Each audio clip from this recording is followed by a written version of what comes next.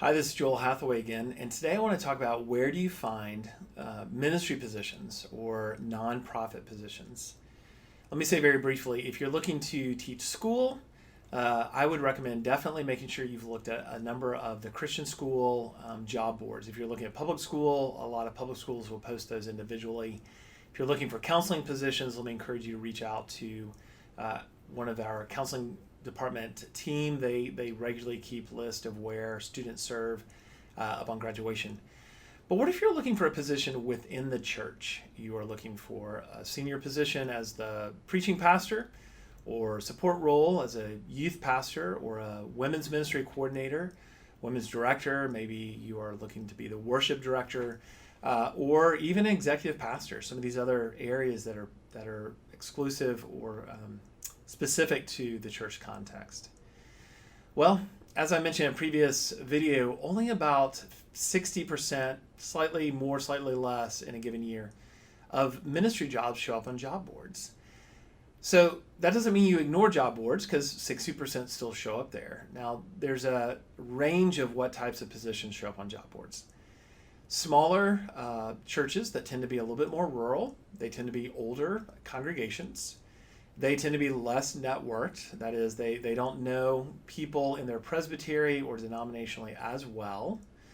They will often use job boards as the primary way to engage with candidates.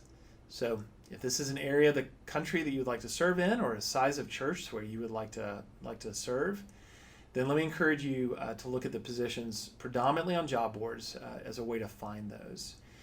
These churches organizationally tend to be what we call, they fit the sociological rule of 150 that Malcolm Gladwell talks about in Tipping Point. They tend to be churches under 150 people. A lot of times they're closer to 100. That includes children, but they can be up to 200 when you count all the different children and infants within the family units. These churches also tend to function as collectively as ISFJ or ESFJ personality types. So core value driven, they have a high view of relevant and practical information. They want preachers who are going to walk them through sort of a verse by verse as opposed to a big picture or overview. And they love mercy and hospitality. Maybe one of their verses, life verses is, what about our widows, Acts chapter 6? How can we spend more time together? They begin programs that allow them to interact together. They may have a secondary or even a primary ministry style of what Phil Douglas calls the organizer. So they may be fellowship in nature or organizer in nature, and they also value time together, so opportunities to do that. But those churches tend to be under-networked. That is, they don't know as many people outside of themselves, and therefore they use job boards as a way to promote their listings. Another kind of job that shows up on job board is what I call a late in the process listing. A lot of times larger churches tend to be more networked. They tend to have more resources to allocate to to looking for candidates for their positions. Larger churches have more support role positions, and because support role positions turn over more regularly, they have more institutional knowledge on how to handle effective searches. They know better what they're looking for, and they have processes in place to really govern and guide that interaction. Those churches often do the majority of their candidate evaluation via network. That is, they'll reach out to other churches they know, and they will solicit names, and they will interview those people, and they'll ask ministers from other locations to come and serve in their available position. However, even those churches will use a job board from time to time at the end of the process, almost to say, let's see who else may be out there that could fit this particular job. We have 3 or 4, maybe 5 very solid candidates, but does anybody else rise to the surface?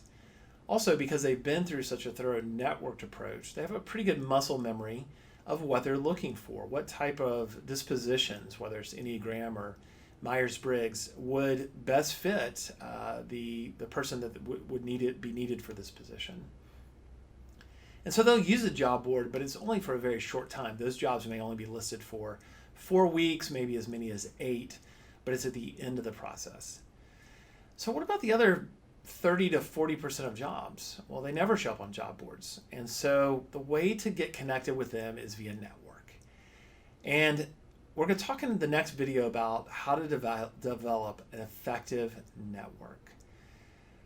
Keep in mind that many of us kind of have this idea that networking is getting on the phone with people you don't know very well or at all, and then figuring out how best to talk about yourself for 15 minutes in a way that keeps them engaged. Let me tell you, I don't think that that's effective networking.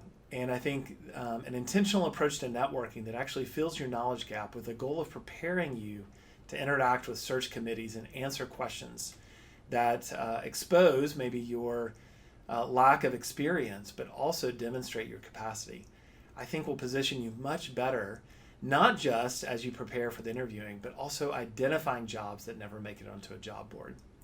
So, part 2, where to find jobs, networking, next video. If you'd like to set up a placement meeting, my email is below. Thank you for your time.